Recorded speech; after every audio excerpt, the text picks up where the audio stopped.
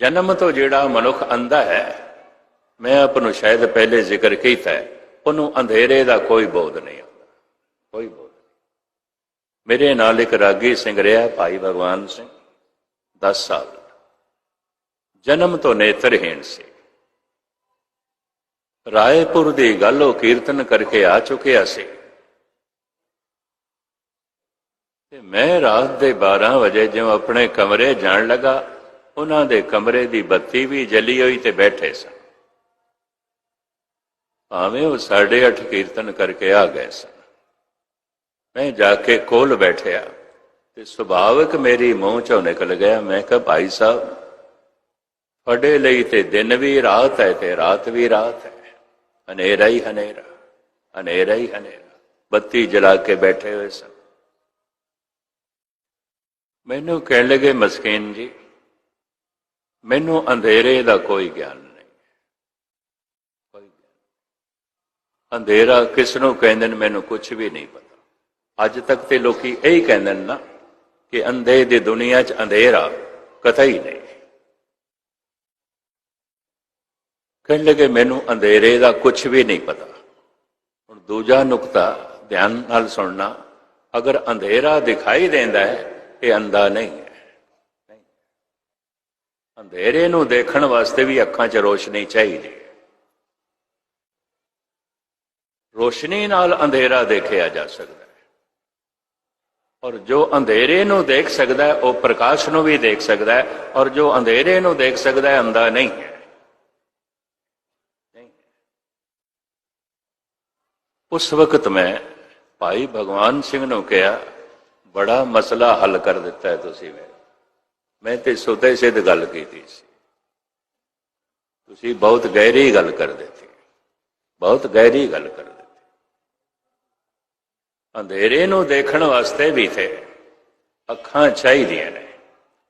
नाम जपदियां जपदियां सतसंग करदियां करदियां जिहड़ा पहला ज्ञान मिलता है किसदा, अज्ञान का ज्ञान मिलता है। बड़े ध्यान नाल सुन, मैनू कुछ नहीं पता, मैं कुछ नहीं जानता, इस चीज का पता चलता। पहला ज्ञान केड़ा मिलता है, अज्ञान का ज्ञान मिलता है। मैं कुछ नहीं जानता, मैनू कुछ भी नहीं समझ। जैसे ज़ौक कहते ने, पढ़ पढ़ के मैं ये पढ़े है, बहुता पढ़ पढ़ के मैं ये जाने कि हम जानते थे कि इल्म से कुछ जानेंगे, जाना तो ये जाना कि न जाना कुछ भी। जान जान के मैं ये जाने कि मैं कुछ नहीं जानता, कुछ नहीं जानता। पहला ज्ञान मिलता है अज्ञान का, फिर ज्ञान मिलता है भगवान का। पहले ज्ञान मिलता है अपनी मूर्खता का, ना समझी का, फिर प्राप्त होती है समझ। पहले तो अंधेरा ही दिखाई देता, अंधेरा ही दिखाई देता, पर कम से कम अंधेरे नूं वेखण दे सफल ते हो गया। अंधेरा वेख ते सकदा है, ते जिन्हों अंधेरा दिखाई दे रहा बत्ती जलाने की भी कोशिश करेगा, अंधेरे नूं दूर करने की भी कोशिश करेगा, अंधेरा दिखाई ही नहीं देता। अंधेरे का कोई बोध नहीं, तो बत्ती जलाने का की मतलब, बत्ती जलाने का की मतलब। लुकमान ने और खलील जबरान दे ये यूनान दे एक दार्शनिक होया है, तो एक लिबनान दे इन्होंने इक्को तरह की कहानी लिखी है। एक नेत्रहीन एक पिंड तो दूसरे पिंड रात नूं जाण लगा। पड़ोसी ने लालटेन पकड़ा दी, हनेरी रात है, मसिया है, पिंड 2 मील की दूरी ते, पगडंडी ते तू जाना है, ए लालटेन ले ले। नेत्रहीन दिखाई कुछ नहीं देता। तर्क की सी?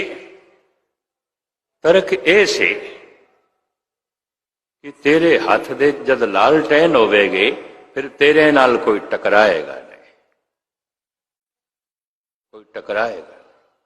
तू दिखाई ना दिता, हो सकता है तेरे नाल कोई टकरा जाए। तर्क ठीक सी।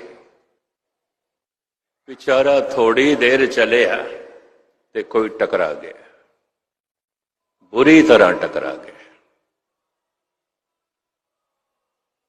वो कहंदा मेरे हाथ दे च लालटैन से, फिर भी तू मेरे नाल टकराया। उस पता टकराने वाले ने की आख्या,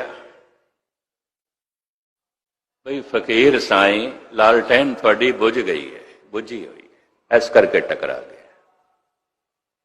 लालटैन ते हाथ दे च है, पर ये बुझ गई है, नहीं पता चले। खलील जबरान ने, लिबनान दे होया एक दार्शनिक, वो इस तरह दी कहानियां, जिवें भारत दे पंचदसी धार्मिक कहानियां की किताब है, उन्हें इस तरह लिखी है भी लालटैन ते तेरी बुझी हुई है, तू मैनू दिखाई नहीं देता, टकरा गया मैं। कहंदा बुझ गई है। हुण बुझी हुई लालटैन नू वेखण वास्ते भी अखां च रोशनी चाहिए, अंधेरे नू वेखण वास्ते भी अखां दे चानना चाहिए, अपनी मूर्खता नू वेखण वास्ते भी कोई सियाणप चाहिए,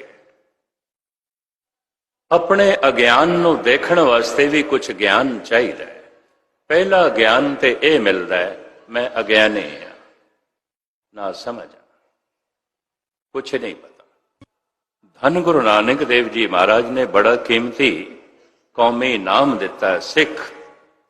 मरदे दम तक तू सिखण नू तैयार रवें, सिखण नू बहुत कुछ है, बहुत कुछ है। जिंदगी बहुत थोड़ी है, सिखण नू बहुत कुछ है।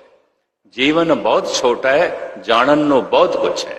जिंदगी का अंत भी हो जाएगा, तामी जानन नू बहुत कुछ है, बहुत कुछ है, बहुत कुछ है। इस वास्ते सिख भाव अंदर बनाई रखें। मैं सिख हाँ, मैं सिख हाँ, मैं सीखना चाहना, मैं जानना चाहना। जान जान के जितना भी जानेगा वो भी इंज होवेगा जिवें सागर दे च एक चम्मच पानी दी मिली है, इस तो ज्यादा नहीं। ये एक पहलू थोड़े सामने हुण मैं रखे। अर्ज करा, कुछ सुन के बड़ी चोट लगी है, सिमरती दा अंग बन जाती है। कुछ सुन के बड़ा रस मिले है, वो सिमरती दा हिस्सा बन जाता, अंदर पै रह जाती। कुछ देख के बड़ा रस मिले है, सुकून मिले है, खुशी हुई है, ਉਹਦੀ छाप बन जाती है, सिमरती का हिस्सा बन जाता है, अंदर वो छाप बन जाती है। कुछ वेख के सहम पैदा हो गया, डर पैदा हो गया, चोट पैदा हो गई। जिवें असीं उस रस्ते ते जा रहे सी घुमण नूं, हुण अगे इन्ने सारे सप, ज्ञानी कल्याण सिंह जी भी रुक गए, मैं भी रुक गया। मैं हुण जाइए किस तरह। इन्हां दे कुछ भयंकर नाग भी सन, कोबरे, बहुत सारे चिट्टे सन, कुछ काले। और रस्ते च ये भी उदों 20 साल पहले चंगे भले सन शरीर करके, ऐ भी रुक गए। मैं अब दो ही है गए सी, घूमण नूं चले जंगल दे, शहर तो थोड़ी जिहां बाहर जो है इस तरह का जंगल, पर यह सिलसिला देखे। ज्ञानी जी भी कहने लगे, हुण होर ते कोई रास्ता नहीं, इधर भी कंडे ने, झाड़ियां ने, पगडंडी दे ते अगों ये बैठे ने महापुरख, हुण की करिए, किवें जाइए दूर तक। इन्हां ने मुंह मोड़ लिया। मैं कहा ठीक है, चलो, कुदरत नूं अज नहीं मंजूर जैसी दूर तक जाइए, पर छाप ते अजे तक बनी हुई है, याद आ जाता। इन्ने सारे सप कट्ठे मिले, कट्ठे मिले दमतरी दे विच। वेख्या है कुछ, वेख के सहम पैदा हो गया, आश्चर्यता पैदा हो गई, या भय पैदा हो गया, तो सिमरती का हिस्सा पैदा बन जाता, याद आ जाता है।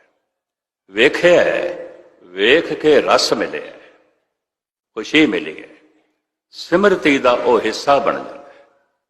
इस तरह साडे अंदर बहुत सारियां सिमरतियां पई, बहुत सारियां यादां। ਅਨੰਤ ਜਨਮਾਂ ਦੀਆਂ ਪਈਆਂ ਨੇ। ਜੈਸੇ ਕਿ ਨੰਦ ਲਾਲ ਕਹਿ ਰਹੇ ਨੇ, ਨਾ ਬੂਦ ਹੇਜ ਨਿਸ਼ਾਨ ਹਾਜ਼ੇ ਜ਼ਮੀਨੋ ਆਸਮਾਂ ਕਿ ਸ਼ੌਕੇ ਯਾਦੇ ਤੋ ਆਵੁਰਦ ਦਰ ਵਜੂਦ ਮਰਾ। ਤੇਰੀ ਮਿਲਣ ਦਾ ਸ਼ੌਕ, ਯਾਦ, ਇਹ ਜੋ ਸ਼ੌਕ ਹੈ ਮੇਰੀ ਯਾਦ ਦਾ ਹਿੱਸਾ ਬਣੀ ਹੋਈ ਹੈ। ਮੈਂ ਫਿਰ ਅਰਜ਼ ਕਰਾਂ, ਤਰਕ ਖੜੀ ਹੋਵੇਗੀ, ਅਗਰ ਕਿਸੇ ਹੋਰ ਜਨਮ ਦੇ ਸਨ ਤਾਂ ਕਿਸ ਤਰ੍ਹਾਂ ਯਾਦ? ਹਰ ਜੀਵ ਨੂੰ ਸੁਖ ਚਾਹੀਦਾ ਹੈ, ਹਰ ਜੀਵ ਨੂੰ ਜੀਵਨ ਚਾਹੀਦਾ ਹੈ। ਮੌਤ ਤੋਂ ਪਸ਼ੂ ਵੀ ਭਜਦੇ ਨੇ ਔਰ ਦੁੱਖ ਤੋਂ ਪਸ਼ੂ ਵੀ ਭਜਦੇ ਨੇ। ਦੁੱਖ ਉਹਨਾਂ ਨੂੰ ਵੀ ਨਹੀਂ ਚਾਹੀਦਾ, ਜੀਵਨ ਉਹਨਾਂ ਨੂੰ ਵੀ ਚਾਹੀਦਾ ਹੈ, ਸੁਖ ਉਹਨਾਂ ਨੂੰ ਵੀ ਚਾਹੀਦਾ ਹੈ। ਜੀਵਨ ਦੀ ਯਾਦ ਹੀ ਪ੍ਰਮਾਤਮਾ ਦੀ ਯਾਦ ਹੈ, ਕਿਉਂਕਿ ਉਹ ਪਰਮ ਜੀਵਨ ਹੈ। ਸੁਖ ਦੀ ਯਾਦ ਹੀ परमात्मा की याद है, क्योंकि वह परम सुख है, परम आनंद है। ये सब कुछ सिमरती का हिस्सा बन जाता है, हिस्सा बन जाता है।